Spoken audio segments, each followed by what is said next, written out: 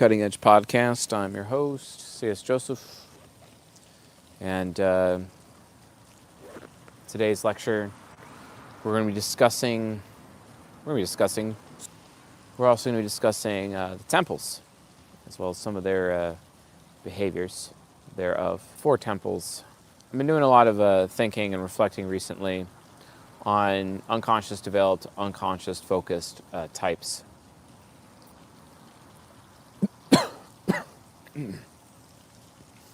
There are a few people in my life who are UDUF that I know, and UDUF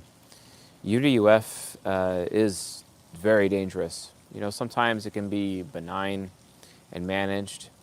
It's a little bit easier for introverted sensors who are UDUF because they have the ability with their expert intuition and their introverted sensing perception functions to adapt to the environment that they are in.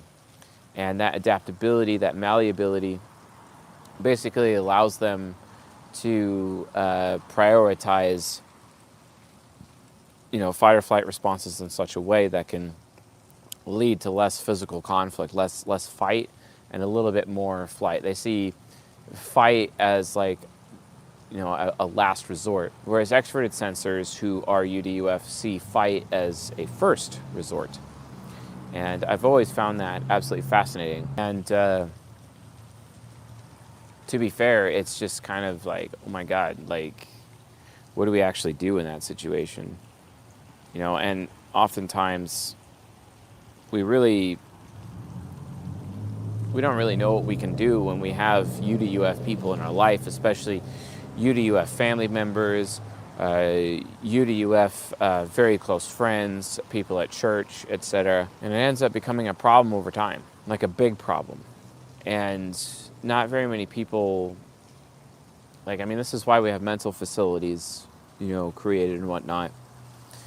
And, as you all are aware, like Ray's UDUF, and just watching her descent into madness getting worse and worse and worse, it's just insane. And me taking a lot of hits over the years because of that said descent to madness. The wrath, the outward wrath of a UDUF ESTP. UDUF, though, is like a nurtural disease. It's a problem. It's like it is a mental disorder that is literally created by abuse. It's where a person's been abused and then they become the abuser, essentially.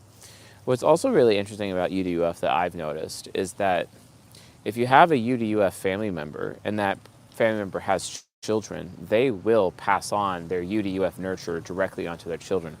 And UDUF begets UDUF. As much as I've noticed that SDSF also begets SDSF. There's a particular family I know where all of their children are SDSF, and I met one of their parents, and their parents is also SDSF. And I'm like, wow, that's a lot of joy. That's a lot of joy in that family. But then you have despair families entirely. And it just really begs the question. It begs the question of like, okay, if this is literally what's going on, for families, if this is literally what's happening, right? Is that just even more evidence as to why the nuclear family is cancerous? That the nuclear family is a problem for human beings within society? Because I absolutely think so. I absolutely believe that. Because right now, like for example, looking at family tree, basically, she is UDUF. Her mother is UDUF. Her mother is an ISFJ who is UDUF. She's outwardly envious. And she was very envious towards her daughter growing up, very envious. Because she's like, oh, my daughter is prettier than me. Oh, my daughter is more exotic than me. My daughter is smarter than me. My daughter is just better than me in every single way. And then at every attempt that she could, she basically would cockblock her own daughter as a result of that outward envy, basically, that her mother had. Her mother's uncontrollable deadly sin as a result of her being unconscious developed, unconscious focused as well. And that ended up becoming a huge problem. And then her father, same thing. Very, very cruel ENFJ man. And he's also unconscious developed, unconscious focus, all about manifestation, very, very prideful, all about power and authority. And he's just so deep in that ESTJ demon that it's constantly controlling everyone. And when you get to that point where that ESTJ demon is there dealing with an NI inferior, if you're an ESTP little girl, you're just basically completely shot, from that perspective, like completely just blown away. But then again, her father's mother, her grandmother, is an INTJ who was also UDUF, and actually it was so UDUF that she actually ended up she was a prostitute, basically. She was a prostitute.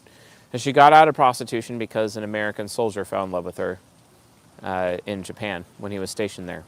And that's the only reason why she got out of it. That's the only reason why she got married, basically.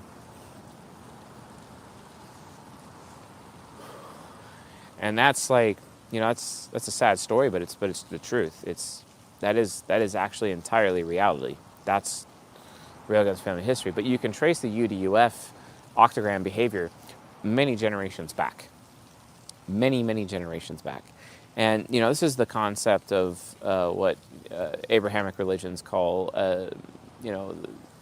generational sin, basically. The thing is, though, there's also such thing as generational blessing. When it comes to the octagram, and you see different types being, with their octagrams, it's like if you have a UDUF parent, you can expect to have at least one, or if not all of your children to be UDUF. Or rather, he is also UDUF. He is. But I've seen him transform slowly over time to be way more inward wrathful than outwardly wrathful. So he's actually becoming more subconscious focused over time. And he's growing through it, and he's going to get through it, which is pretty awesome. That's very awesome. As for myself, I was UDUF as a product of my environment, but my father, he's absolutely, he's extremely accommodating, very accommodating to other people, but he's even more obstinate. So he's subconscious developed. And then his cognitive focus is that he is extremely outwardly prideful. So he is SDUF. My father's SDUF. My mother, she is very fanatical. So she is subconscious developed. And then also, she also gets really envious sometimes as well. Not really big on the compassion. So she's also unconscious focused. There have been times in my life where I have seen her really compassionate, and that's when I was younger, but over time she's grown more and more unconscious focused. Although recently she has been working hard on changing her unconscious focus to her subconscious focus. So she's actually trying to retain her joy and regain the joy that she used to have within her life. It is a thing, right? And based on that, that's pretty cool that they've done this, but they still somehow, both of them being unconscious focused, they produced an unconscious focused child like myself, and I had to work through my own shit basically to get myself out of unconscious focus to subconscious focus. What is the point? The point is that when you're in a family, especially a nuclear family, unconscious focused people end up creating or nurturing unconscious focused children. I'm not trying to sit in judgment here about that, because yes, there are benefits to unconscious focus, because the main benefit of unconscious focus is suffering that leads to wisdom, basically. So there's at least that main benefit, right? But at the end of the day, if everyone's unconscious focused, where's the joy? Because our brains naturally want us to be in subconscious focus. That's why we as children are portraying our subconscious right off the bat, because we're trying to be aspirational. Because every time I'm around children, 9 times out of 10, 8 times out of 10, okay, we'll just assume 8 out of 10 for Pareto principle reasons, but they are working so hard on staying subconscious focused, and it's so important from a parenting perspective to make sure that they stay that way as much as you can. If they're unconscious developed, okay, at least they can bring that wisdom with them, but they got to stay in their adult life, but they got to stay subconscious focused. It's really important. It's really, really important. The brain will end up, and this is just from an idealistic perspective, by the way. This is an opinion that I'm sharing here. okay?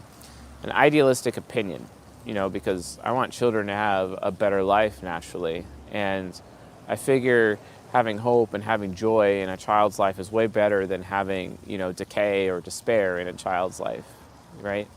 I mean, I think that's way important. Remember, unconscious focus is ultimately survival mode. And when a child is unconscious focus, it's extremely sad because you're looking at this child being in survival mode as a child.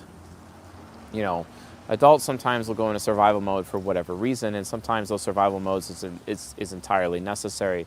But those are temporary mind states. They're not supposed to be permanent mind states.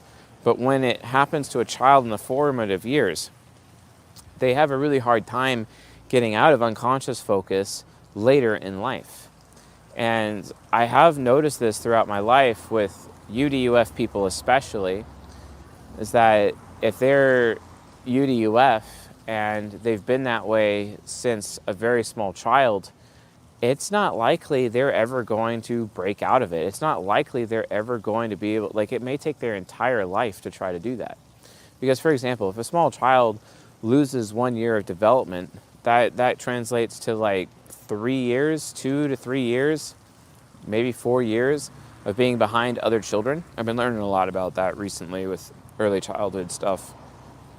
And I actually had that conversation recently with Michaela, who is taking UCHA into classrooms and psychoanalyzing children and using Jungian analytical psychology to assist children with her nonprofit, partnering up with our nonprofit, basically, to help these children. And already, within the context of the classroom, we're already seeing UDUF children, and they're 5-year-olds. We're seeing 5-year-old UDUF children right now. And we're being brought in to assist these children, basically. But their home lives and their families are just absolute wrecks. Absolute wrecks. And it ends up becoming a problem. These so-called nuclear families, they're not even nuclear families. They're not even that. Single mom, single dad, whatever bullshit, foster care. It's just, these children are basically orphans. And that's what I realized what UDUF actually is. That's what I realized what it actually is. It is the mindset of an orphan. It's the mindset of an orphan, entirely. That's what UDUF actually is. It's the mindset of an orphan. It is written, true religion is taking care of widows and orphans, right? Single mothers, they're like widows, and their children are like orphans. This is why I hate fatherlessness. Fatherlessness creates UDUF the most out of it all. Fatherlessness creates UDUF, unconscious develop, unconscious focus. And what ends up happening is that they end up manifesting some really bad behaviors, really bad behaviors. Some heinous behaviors, actually. But what I have noticed is that when it comes to the 4 temples, there's different behaviors, these overarching behaviors with the 4 temples when it comes to UDUF types, basically. So, for example, yeah,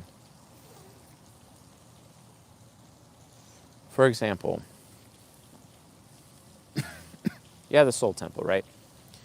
Soul Temple is probably the temple that I personally am the most familiar with. I've had more sexual relationships with Soul Temple people than I have with anyone else, basically. Got a lot of...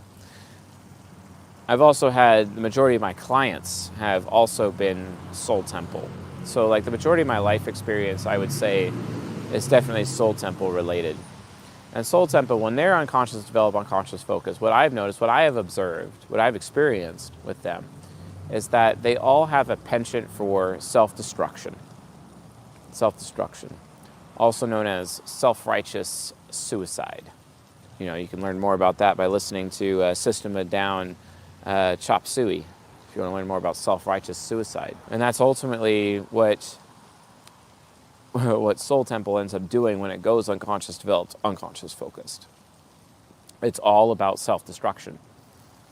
And the self-destruction, it's not necessarily about suicide, although it ends up getting to suicide.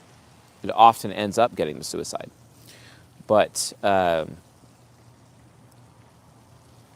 along the pathway is that they destroy themselves. They destroy their own bodies. They wreck their own bodies through substance abuse, through overt sexual behavior, promiscuous behavior, etc.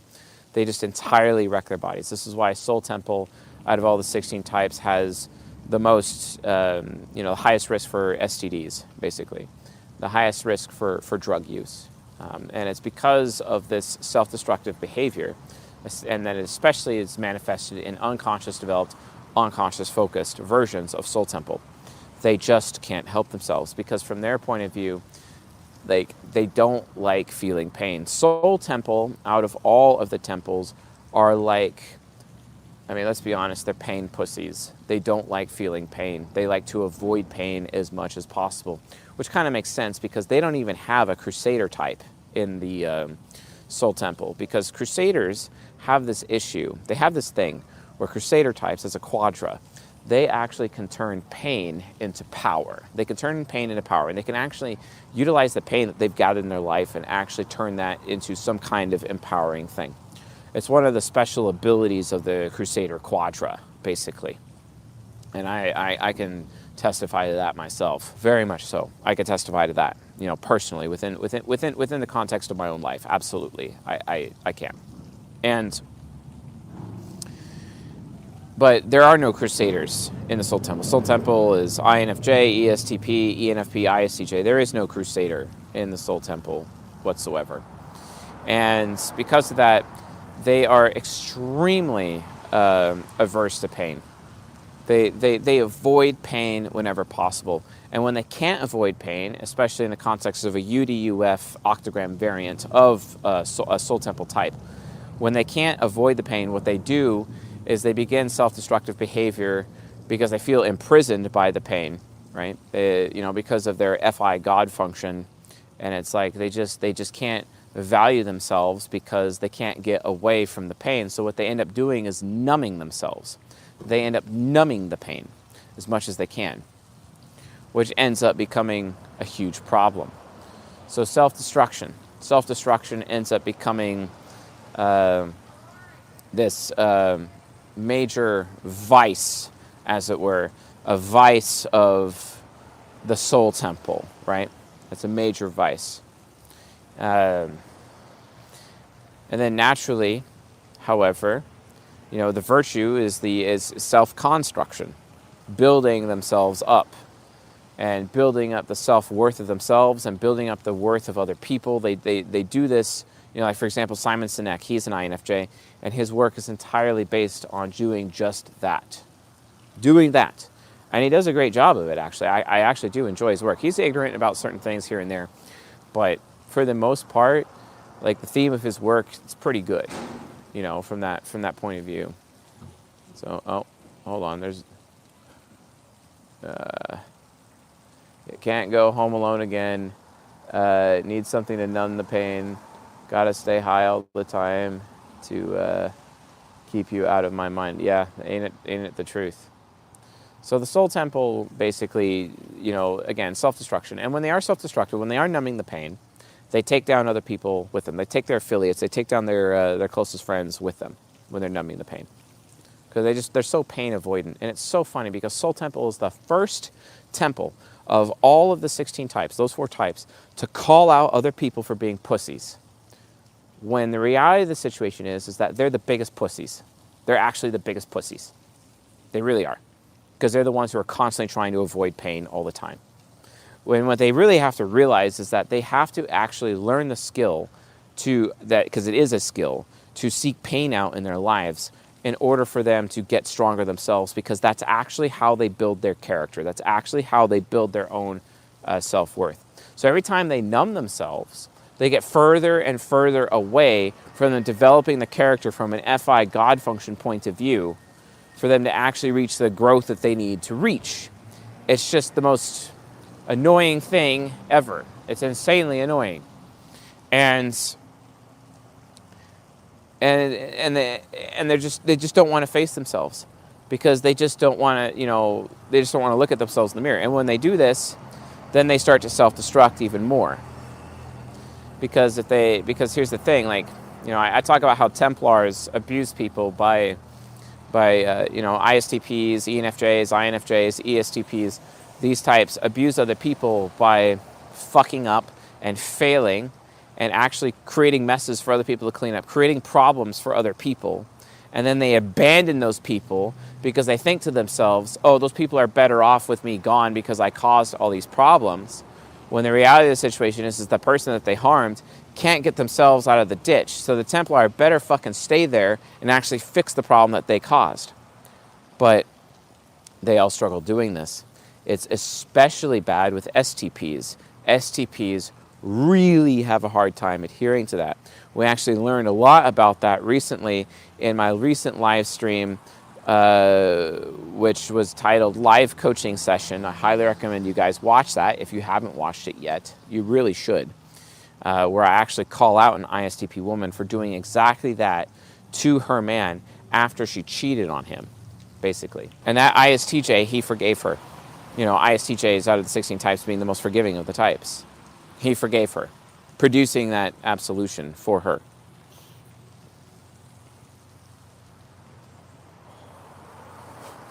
Why? Because masculine idealism. That's why. So the self-destructive behavior of the soul temple, it actually brings other people down with them, which is a huge risk. And that is the vice of the soul temple. So it's either self-destruction and bringing everyone else down, or it is self-construction, and people are being brought up around them because they are leading by example, right? That's the whole point of soul temple from a virtue and vice perspective of the soul temple, right? Then we have the mind temple. Good old mind temple. My favorite temple, you know. Duggo knows. Duggo knows that mind temple is my favorite temple. What do they do?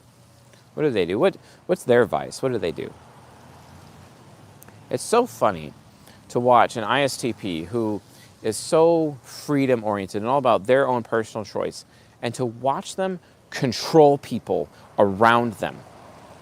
Because if they don't, because for some reason they think that if they don't control other people around them, what will end up happening is that their own personal freedom will be taken away. This is why the ISTP oftentimes puts their own personal freedom above everybody else's freedom. And what they do is that they will control others and control their environment to ensure that at a minimum they have their freedom because, hey, as long as I get mine, right? Which is an overarching theme for the soul temple. Because, like, for example, ESTJs will exert control for them in order to have their own hedonistic experiences, right? They do this all the time.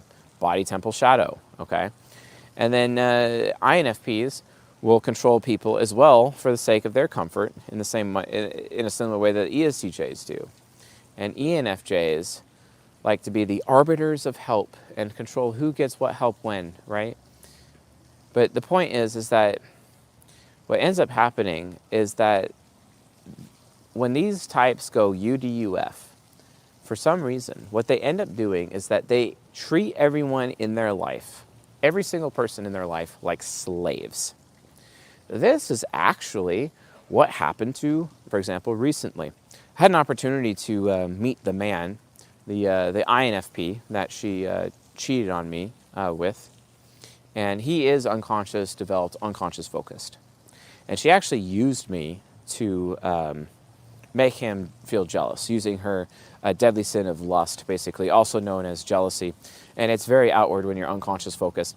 So she basically used me in a situation, because I happened to show up at their work randomly one time, not trying to, it was completely unintentional. And he was running the bar, and she was like a waitress for him at the time.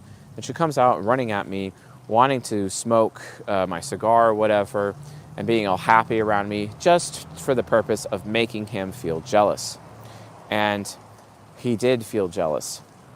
So much so that he threw his bar rag down at the bar and walked off the bar in a rage. He didn't even know who I was. I was just some guy that she was giving a lot of friendly attention to for some reason. And he walked off in a rage. He's also the same age as me, by the way, which is fascinating. That night, he actually admitted to her in response to get back at her, because INFPs are very vindictive people. They're always getting back at other people, always doing that every time. You can always count on them to get back at people in some way, shape, or form. They're actually far more vindictive and vengeful than people actually realize. You know, and ESTJ is actually willing to let it go because FI inferior can, but the extrovert thinking inferior of the INFP can't let it go. And when that ends up happening, heads roll. And, well, Railgun's head rolled that night, and basically where he admitted to her that, you know, Gay, guess what? You're side action. So she cheated on her high-value man husband in exchange for a man who she thought she would be able to get his commitment. And then instead, basically what ended up occurring, she found out that she was just side action. Whoops. Whoops. And the way that he explained himself to her, he was like, yeah, well, I mean, you're basically just my slave. And I held on to that. I held on to that explanation. She has a tendency of actually showing me his text messages sometimes. She has a tendency to do that. And that's basically what his explanation was. You're my slave. I started thinking about that, and then I realized something about the mind temple, since they think they know best, right? The mind temple, their vice is slavery. They enslave other people around them, especially UDUF variants. UDUF variants of the mind temple are very enslaving people. They all do it. ISCPs do it to protect their freedom. INFPs do it to protect their, you know, power and comfort, basically. ESTJs do it to protect their position, okay? Because, like, for example, when ESTJ will do on the job is that when they have people like, you know, like youngsters that come in that are far more capable of ESTJs, they like to rest on their laurels because they're deadly sin of sloth. They really end up harming the growth of the people underneath them, because those people are very sensitive to the first law of power, which is never outshine the master, extremely. And they don't ever want any of those people underneath them to outshine them. So what they do is they exert a high level of control over those people to stunt their growth so that they don't feel pressured to grow themselves, which is basically a form of slavery, if you think about it. That's what ESTJs do, right? And ENFJs do it so that they can protect their opportunity to teach, their position of teacher or helper, etc. I'm the one who will enslave everyone in this kitchen so that I'm the one that gets all the glory and the credit for making the best pie, etc. They do this. So the vice of the mind temple is power, but ultimately corrupted power in terms of enslaving other people, enslaving others. That's what they do. They are all about enslaving. Now, the virtue of the mind temple, because it is written, the truth will set you free, basically, because they're the ones who have that TI God function. They're actually the most liberating, they're supposed to be the most liberating within their virtue of the four temples, those types. Actually, they're supposed to be the ones that liberate others.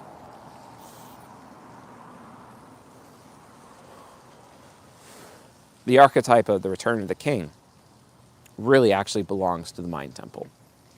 It really does. They're supposed to be liberating. Their knowledge is supposed to be liberating other people. But how often do we see that in this society? We instead see mind temple actually exerting far too much control and actually enslaving society right now, which is a huge problem, a big problem. So that's the first thing, the big thing. So then, from there, on to the heart temple. The heart temple, what do? Heart temple, the Jeffrey Dahmers of the world, right? Murderers, genocide, xenocide, homicide, regicide, patricide. Heart temple is the stuff of murder. When they're UDUF,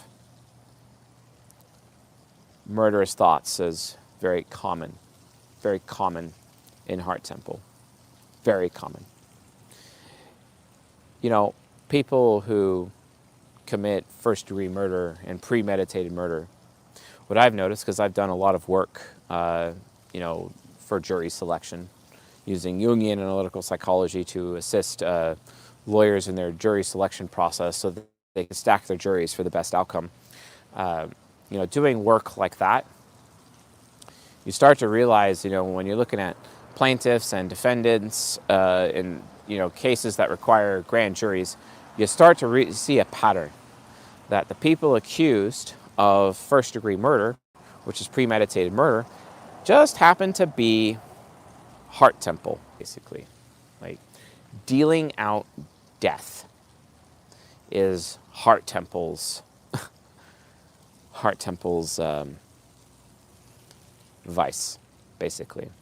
And it's not just dealing out death to people. It's like dealing out death to ideas, dealing death to dreams, dealing death to animals, dealing death to plants, right? It's all about death. They're bringers of death. UDUF, especially UDUF types, end up becoming in some capacity bringers of death. And they just want things to end. They're the ones who, you know, it's that passion, that NI fire of the heart temple that likes to burn everything down. And they burn it all down to the ground, burning their life to the ground or burning someone else's life to the ground. See, they don't necessarily have to kill somebody, but they will completely annihilate or destroy somebody's life, basically. It's an absolute interruption of someone's life, and when they're burning down someone's life and just basically taking away all hope of the other person's life. They're like despair dealers. They'll deal out the despair, and there's, you know, what bigger despair is there than death, because it's final, it's end, it's over.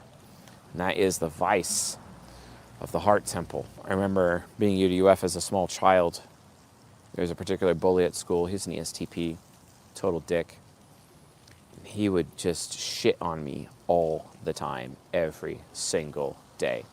Every single day. He would beat me often. I could at least 4, maybe 5 times a month. No one was doing anything about it, and I finally got fed up. So what I did is that I memorized his pattern of behavior after lunchtime.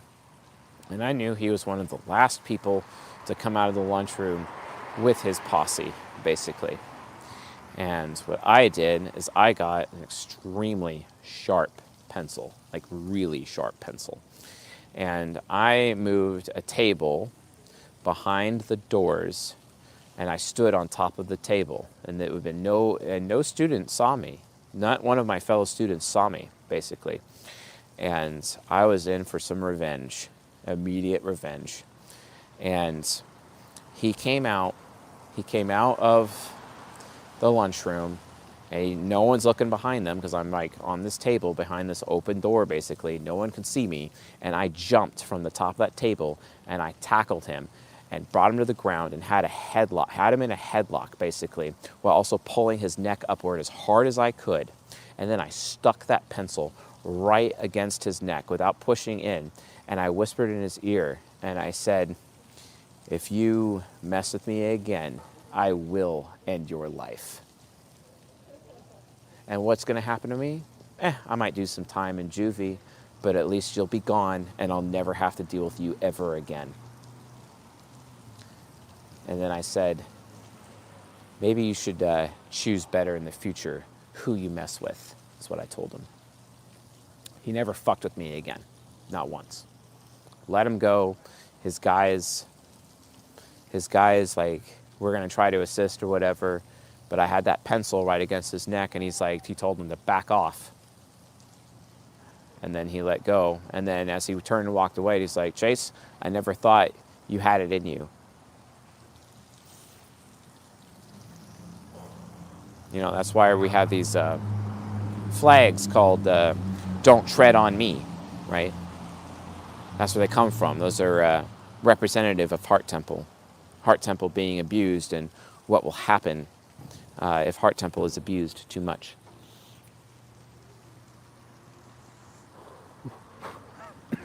We have to remember that. So Heart Temple ends up having this vice of finality, of burning things to the ground, burning people to the ground, even to the point of dealing out death. Some of the biggest serial killers and mass murderers are all Heart Temple. Please be aware of that. It's a big issue, right? And what's really fascinating about Heart Temple is that there are two crusaders in Heart Temple. And while they have the opportunity to turn pain into power, it is so interesting because Heart Temple crusaders are all about justice more than anybody. And if Heart Temple crusaders are the ones dealing out death, it's because they absolutely, beyond a shadow of a doubt, feel justified. I was involved in a court case one time where there was an ISFJ father who was on the stand, and he was accused of premeditated murder. And he stood up in front of the judge and he admitted it. He admitted to committing murder, and he said he was proud that he did. And he was justified that he killed this man. Very proud. And he said, I would do it again. And he's like, do you know why? Because this man, my daughter, and beat my little girl. His little girl was only 9. Was only 9. And literally what this ISFJ did, all he did is when he found out about the situation, and they actually had physical proof. They had proof that yes, this man did rape his daughter. And raped her as a 9-year-old. He went, got a shotgun, went, and it was the next door neighbor. Went right over the next door neighbor. He waited for when the guy got home. He went right to next door after the guy got home and shot him right in the face. Boom, dead. The ISFJ went to jail, and he was on death row for a long time, and I don't exactly remember what happened to him. And then big problem. You know, crimes of passion, right? Murder one, right? You always see that with the Heart Temple vice. Keep that in mind. Don't forget that Hitler, too, was Heart Temple. Don't forget. It's really scary when Heart Crusaders feel justified. Justified. You know, an INTJ and ESFP, again, same thing. Even an ISFJ an INTJ can feel justified with their ISFJ demon when they're being UDUF. But again, it's so interesting to watch Heart Temple feel justified, you know, ethically justified with extroverted feeling God function to basically destroy and burn down the lives of other people. I think this is one of the reasons why the virtue and vice of the ISFJ archetype specifically is faith versus fear. And how out of all the 16 types, they are the most religious and they are the most spiritual, right?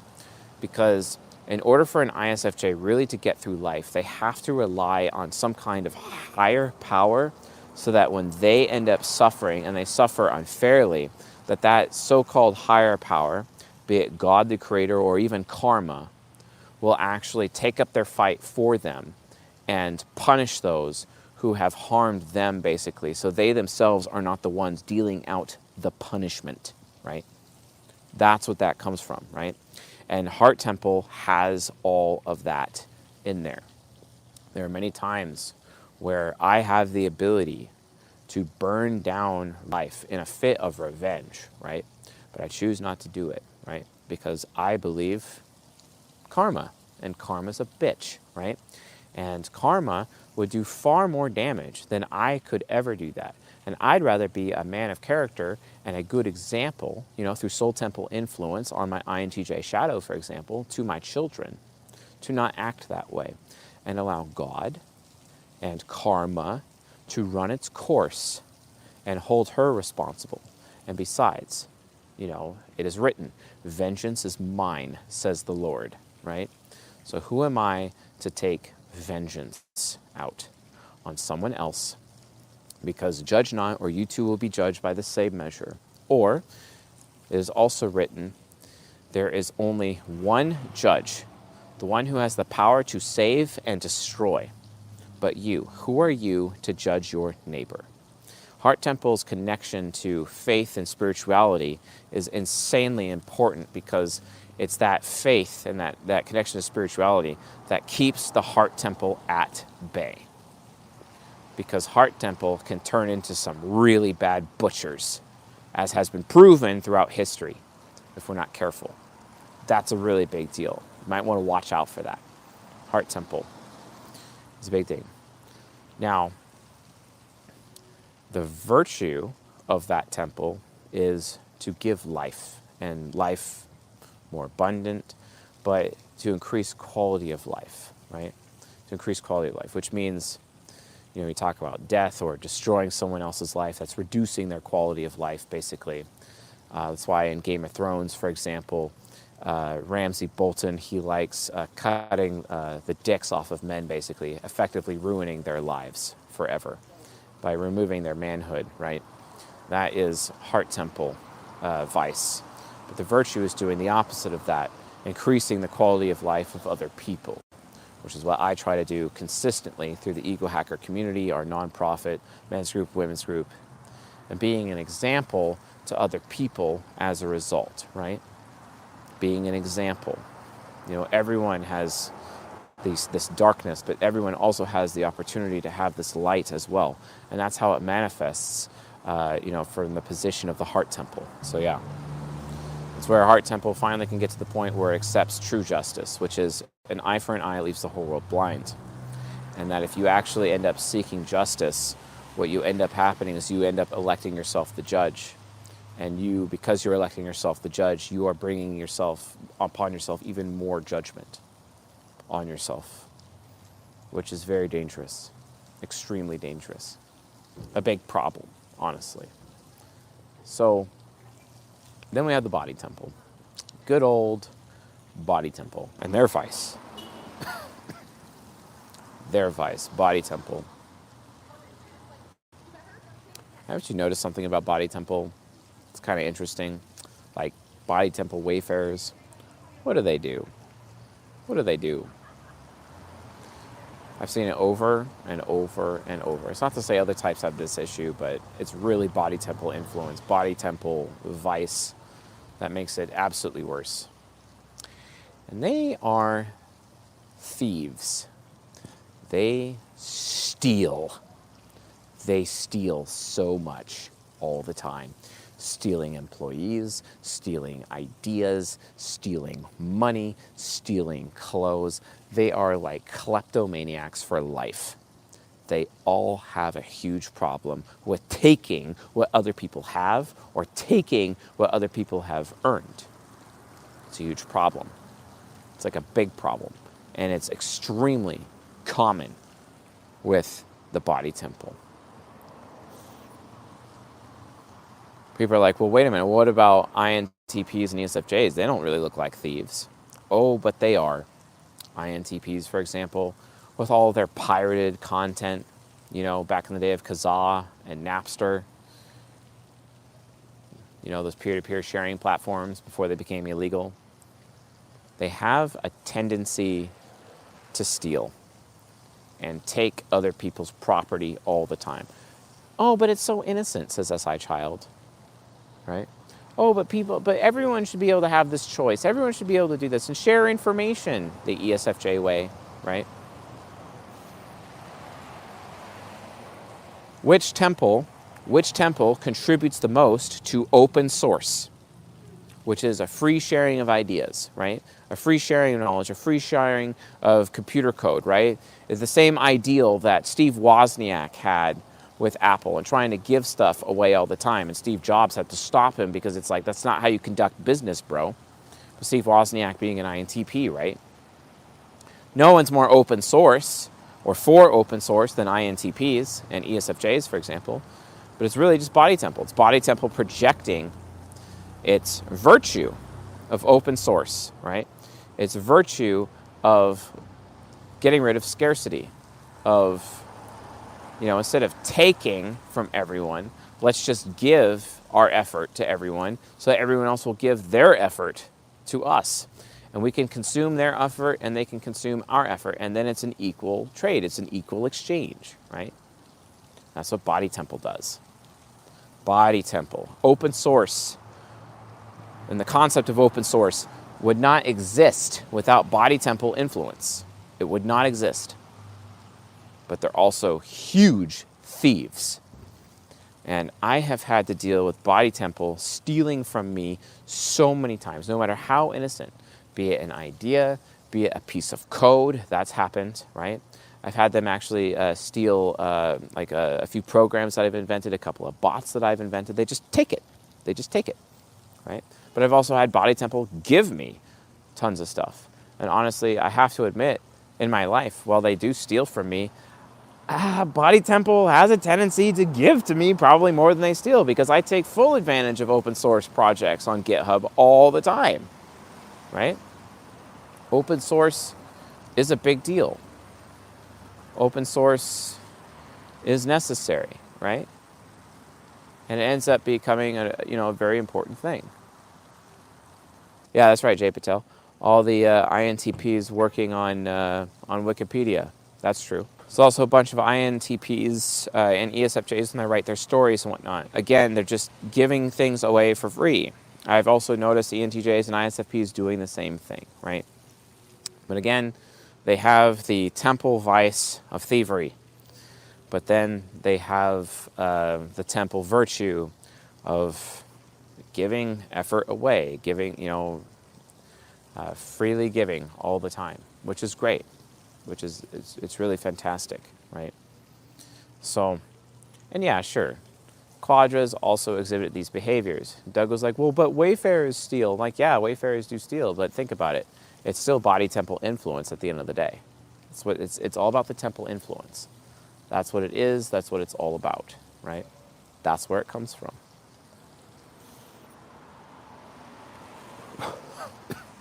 Elon Musk, for example, has been hella shot on for stealing, right? John Scully with Apple was also, given that same problem. Tim Cook, same problem, right? Stealing ideas. Oh, that's right. What's his name? Oh, yeah, Bill Gates.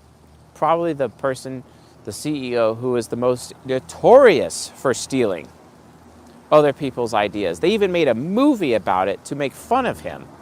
And that movie was called Antitrust, by the way. I highly recommend you watch the movie Antitrust, because it's literally a movie about Bill Gates and a parody of Bill Gates as a person, right? Literally. Very fascinating, very interesting, from that point of view. Body Temple violates antitrust laws the most. Why do you think that is? Their temple vice of thievery, okay? They're thieves. They take. But they also give. And they restore. A lot of restoration projects comes from the Body Temple. Restoration. They restore. They restore what is taken, which is the virtue of the Body Temple. Restoration. Replenishment. And it's amazing. And I personally have received a lot from Body Temple replenishment and restoration. And I'm very grateful and very thankful to them for that virtue. Absolutely. So there you have it, folks.